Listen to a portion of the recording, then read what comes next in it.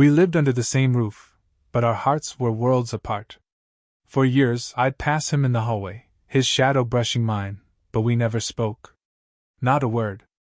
Not since that night, the one we swore we'd never talk about.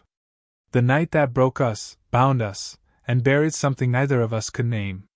I'd catch his eyes sometimes, just for a second, and it was like staring into a mirror of my own guilt. We were siblings, yes, but we were something else, too, something forbidden, something that lived in the silences we built around it. His presence was a weight I carried everywhere, a shadow that followed me through every room. What happens when the one person you need is the one you can't have? When every glance feels like a confession, every silence a betrayal? I'm going to tell you about the house we never left, the secret we never told, and the love we couldn't speak. You might judge me. You might understand me. But I promise you this, you won't look away. My name's Anna, and I'm 32 now, but this story starts 5 years ago, when I was still trying to piece myself back together. The house was old, creaky, with too many rooms and too many ghosts. It was our parents' house, left to us after they passed, and neither of us could bear to sell it. Maybe because it was all we had left of them. Maybe because it was all we had left of us. Ethan, my older brother, was 35 then, with that same quiet intensity he'd always had, dark eyes that saw too much, a voice that could cut through you without ever rising.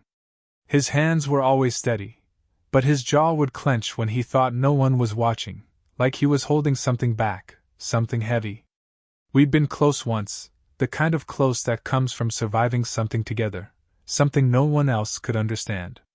We were each other's anchor, each other's shelter, until that night turned us into strangers sharing a roof. The house sat on the edge of a small town, surrounded by pines that whispered in the wind, their needles carpeting the ground like a secret kept from the world. It felt like the world stopped at our doorstep, like we were sealed inside with our memories, trapped in a bubble of our own making. I'd spend my days in the attic, painting, angry slashes of red and black, canvases I'd never show anyone. The attic was my refuge, the one place I could let the chaos inside me spill out without judgment. I'd lose hours up there, the smell of paint and turpentine mixing with the dust of old memories. Ethan would be downstairs, fixing things that didn't need fixing, creaky floorboards, leaky faucets, a loose hinge on a door no one used. It was like he was trying to repair the house to avoid repairing himself. We'd move around each other like planets in orbit, never crossing, never touching. But I felt him. Always. His presence was like a weight in the air, heavy with things we couldn't say, things we didn't dare think too loudly. Our trauma wasn't the kind you talk about at family dinners. It wasn't the kind you could explain to a therapist or confess to a friend. It was the kind that lives in your bones, the kind that changes how you look at the world, how you look at yourself. When we were kids, we'd survived something, a loss, a betrayal, a wound so deep it left scars we could never show. I won't tell you what it was, not yet. It's not the kind of thing you just lay bare, not when it's still raw, still pulsing under your skin. But it made us lean on each other, made us each other's safe place, each other's everything. We were more than siblings then. We were survivors, tethered by pain, by promises we never spoke out loud. And for a while, that was enough. Until it wasn't. Until it turned into something else, something we couldn't control, something that scared us both. I remember the first time I noticed it, the shift. I was 25, he was 28, and we were sitting on the porch, sharing a bottle of cheap wine, the kind that burns your throat and makes you feel reckless. The air was warm, heavy with the scent of summer grass, and we were laughing about nothing, the way we used to before everything got complicated. His hand brushed mine when he passed me the bottle, and it was like a spark went through me. Not the kind you read about in romance novels, all soft and sweet, all butterflies and blushes. No, this was sharp, wrong, like touching a live wire. My breath caught, and I pulled away, my fingers tingling, my heart racing for reasons I didn't want to name. I looked at him, really looked, and I saw it in his eyes too. The same fear. The same want. His gaze lingered a moment too long, and I knew he felt it, too. We didn't talk about it. We didn't have to. We just stopped talking altogether. The wine bottle sat between us, untouched, as the silence grew heavier, thicker, until it was all we had left. The night everything changed again started like any other. It was late, maybe 2 in the morning, and the house was quiet except for the hum of the fridge and the occasional groan of the pipes. I couldn't sleep. I never could, not really. My room was at the end of the hall, and Ethan's was across from mine, close enough that I could hear him sometimes, moving around in the dark, pacing like he was trying to outrun his own thoughts. That night, I was sitting on my bed, staring at a blank canvas, the paintbrush heavy in my hand. I hadn't painted anything in days. My mind was too loud, too tangled. I was thinking about him, about that moment on the porch all those years ago, about the way his eyes had looked, like he was seeing me for the first time. I hated myself for thinking about it, for letting it live in me, but I couldn't stop. It was like a wound that wouldn't heal, always there, always aching. Then I heard it, his door creaking open. I froze. We didn't do this. We didn't meet in the middle of the night, didn't acknowledge each other's existence. But I heard his footsteps, slow and deliberate, coming down the hall. My heart was pounding, and I hated myself for it. I hated how much I wanted to hear him knock, how much I wanted him to say something, anything, to break this suffocating silence. He didn't knock. He just stood there, outside my door. I could feel him through the wood, like his presence was pressing against me, heavy and warm and unbearable. My hands were shaking, my breath shallow, as I waited for something, anything, to happen. Then, his voice, low and rough, like he hadn't spoken in days. "Anna," he said. Just my name, but it carried everything, years of silence, years of guilt, years of wanting something we couldn't have. I didn't answer. I couldn't. My throat was tight, my pulse racing so fast I thought I might pass out. I wanted to open the door, to see his face, to know if he felt the same ache I did. But I didn't move.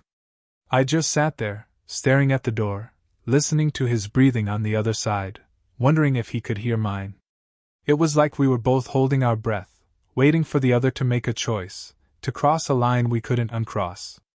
I could feel him, so close, just a door between us, and I swear I could sense his hand on the doorknob, like he was deciding whether to turn it. I wanted him to. God help me, I wanted him to. But I was terrified too, terrified of what it would mean, of what we'd become if we let this thing between us breathe. We were siblings, yes, but we were also two people who'd been through hell together, who knew each other's broken pieces better than anyone else ever could. That kind of closeness, it does something to you. It blurs lines. It makes you question everything. I don't know how long we stayed like that, him outside my door, me frozen on my bed. Minutes, maybe hours. The house was so quiet I could hear my own heartbeat, loud and unsteady, like it was trying to speak for me. I wanted to say something, to call out to him, to make him stay. But the words wouldn't come. They were stuck, tangled in fear and shame and something else, something I didn't want to name. Then I heard him whisper, so soft I almost missed it. "I'm sorry." The words hit me like a punch, stealing my breath, breaking something inside me. And then his footsteps, retreating back down the hall, each one a little heavier, a little slower, like he was carrying the weight of that moment with him. My chest ached, like something vital had been torn out of me. I wanted to run after him, to grab his arm, to make him say it, whatever it was.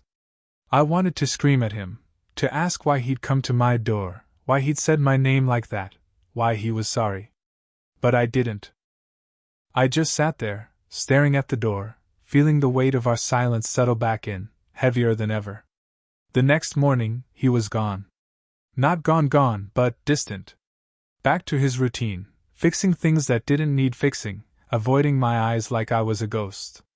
I'd see him in the kitchen, pouring coffee, his hands steady but his jaw tight, and I'd wonder what he was thinking, if he was reliving that moment, too. I hated him for it, for acting like nothing had happened, for leaving me to carry this alone. But I hated myself more, because I knew what he was sorry for. Not for standing outside my door. Not for almost crossing that line. He was sorry for feeling it at all. And so was I. But knowing that didn't make it go away. It didn't make me stop wanting him, stop feeling him in every corner of the house, in every breath I took. The days that followed were unbearable. Every creak of the house felt like a reminder of that night, of what we didn't say, of what we almost did. I'd catch myself watching him, when he was in the kitchen, his back to me, his shoulders tense as he stirred his coffee, when he was outside splitting wood for a fire we didn't need, his movements sharp and deliberate, like he was trying to outrun his own mind. I'd wonder what was going through his head, if he was fighting the same battle I was, if he lay awake at night, too, replaying that moment outside my door. I'd paint, and every stroke was him, his eyes, dark and haunted, his silence, heavy and unyielding, his guilt, a mirror of my own. I'd lie awake at night, my room too quiet, too empty, wondering if he was awake, too, wondering if he was thinking of me. The tension was suffocating. It wasn't just in the air, it was in me, in my chest, in every breath. It was in the way I'd pause in the hallway, hoping he'd come out of his room, hoping he'd look at me, really look, and say something to break this unbearable quiet. I wanted to scream at him, to make him face it, to make him admit it. But I couldn't. Because admitting it would mean facing it, and facing it would mean destroying everything we were. Siblings. Survivors. Strangers. Whatever we were, we couldn't be that. Could we? The question haunted me, kept me up at night, made me question everything I thought I knew about myself, about him, about us. One night, about a week later, I couldn't take it anymore. I was in the attic, painting again, but the colors weren't right. Nothing was right. My hands were shaking, and I kept seeing his face, those eyes that whispered that, "I'm sorry." The canvas in front of me was a mess, a tangle of blacks and grays, like I was trying to paint the inside of my own heart. I threw my brush down, the sound echoing in the quiet attic, and I went downstairs, not caring that it was 3 a.m, not caring that I was breaking our unspoken rule of avoiding each other, of pretending we didn't exist. He was in the living room, sitting in the dark, a glass of whiskey in his hand. The only light came from the moon filtering through the window, casting shadows across his face, making him look older, wearier. He didn't look up when I came in, but I knew he felt me there. I stood in the doorway, my heart pounding so loud I was sure he could hear it. I wanted to say so many things, to ask him why he'd stood outside my door, to tell him I felt it too, to beg him to make it stop, to make this ache go away. But all I said was, "Why didn't you open the door?" He froze. His fingers tightened around the glass, the whiskey catching the moonlight, and for a moment, I thought he wouldn't answer. Then he looked at me, and it was like the world stopped. His eyes were raw, unguarded, like he'd been carrying the same weight I had, like he'd been drowning in it. "Because I was afraid," he said, his voice barely above a whisper, rough and broken. "Afraid of what I'd do if I did." My breath caught, sharp and painful. It was the closest we'd ever come to saying it out loud, to naming this thing that had been growing between us, this thing we'd been running from for years. I took a step closer, then another, until I was standing right in front of him. The air between us felt charged, like a storm about to break, heavy with everything we weren't saying. I could see the pulse in his neck, beating fast, betraying him. I could see the way his hands trembled, just enough to show he wasn't as steady as he wanted to be. I wanted to touch him, to close the distance, to feel something other than this endless, gnawing ache. But I didn't. I just stood there, letting the silence speak for us, letting it carry the weight of everything we couldn't say. "Anna," he said, and my name sounded like a plea, like a prayer, like something he'd been holding back for years. "We can't. You know we can't." But his eyes said something else. They said he wanted to, just as much as I did. They said he was drowning, too, caught in the same impossible pull. I could smell the whiskey on his breath, could see the way his chest rose and fell, like he was fighting to keep himself together. I wanted to reach out, to touch him, to make him feel what I was feeling, to make him understand that I was just as lost as he was. I don't know what made me do it. Maybe it was the whiskey, sharp and bitter in the air. Maybe it was the way his voice broke when he said my name. Maybe it was the fact that I'd been carrying this for so long it felt like it was killing me, like it was eating me alive from the inside out. But I reached out, my hand brushing his, just for a second. It was like fire, like everything we'd been holding back rushed into that one touch, burning through me, through him, through the space between us. He didn't pull away. He just looked at me, and I saw it all: guilt, want, fear, love. All of it, tangled together, tearing him apart, just like it was tearing me apart. We didn't move. We didn't speak. We just stood there, our hands barely touching, the world holding its breath. My heart was racing, my skin tingling where our fingers met, and I wanted to say something, anything, to make it okay, to make it less wrong. But there were no words for this. There was just us, and the house, and the secret we couldn't escape. I could feel the warmth of his hand, the roughness of his skin, and it was like everything else fell away: the guilt, the fear, the shame. For that one moment, it was just us, and it felt like enough. But then he pulled his hand back, his eyes dropping to the floor, and the moment shattered. "We can't," he said again, but this time it sounded like he was trying to convince himself, like he was clinging to those words to keep himself from falling. He stood up, brushing past me, and I felt the air shift, like something vital had been taken away. I wanted to grab him, to make him stay, to make him face it. I wanted to scream at him, to tell him I was drowning, too, to beg him to stop running. But I didn't. I just watched him walk away, his shoulders hunched, like he was carrying the weight of the world, like he was carrying us. The days after that were worse. The silence was heavier, the distance wider.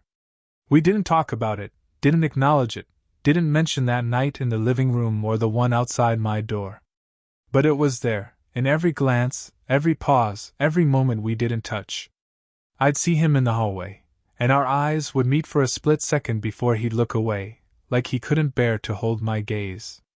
I'd hear him moving around at night, pacing again, and I'd lie awake, replaying that moment, the way his hand felt, the way his voice sounded when he said my name. I'd wonder what would have happened if I'd held on, if I'd said something, if I'd been brave enough, or foolish enough, to cross that line. I started painting again, but it was different now. The colors were softer, sadder, like I was trying to capture something I could never have. I'd paint in the attic, late into the night, and every stroke was him, his eyes, his hands, his silence.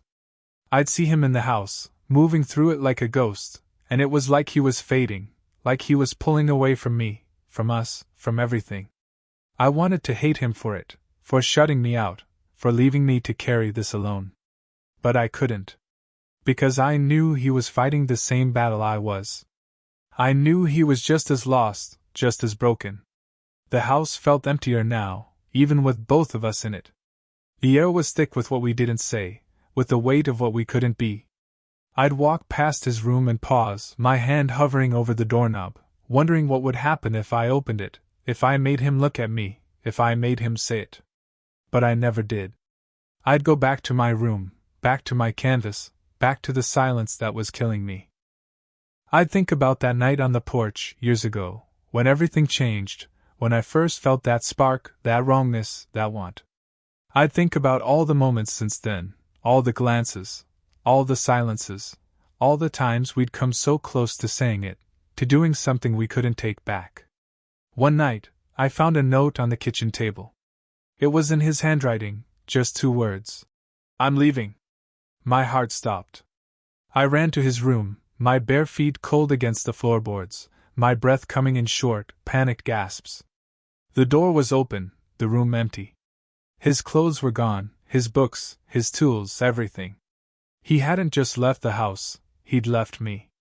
I stood there, holding that note, feeling like the floor had dropped out from under me. The paper was creased, like he'd held it too long, like he'd written it and rewritten it in his mind 1,000 times before leaving it for me to find. I wanted to scream, to cry, to run after him, to demand he come back, to make him explain why he couldn't stay. But I didn't. Because deep down, I knew he was right. We couldn't keep living like this, tiptoeing around something that would destroy us, something that was too big, too wrong, too heavy to carry. I still live in the house. It's quieter now, emptier, like the heart of it left with him.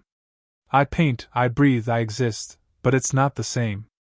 I feel him everywhere, in the creak of the floorboards, in the whisper of the pines outside, in the silence that used to be ours.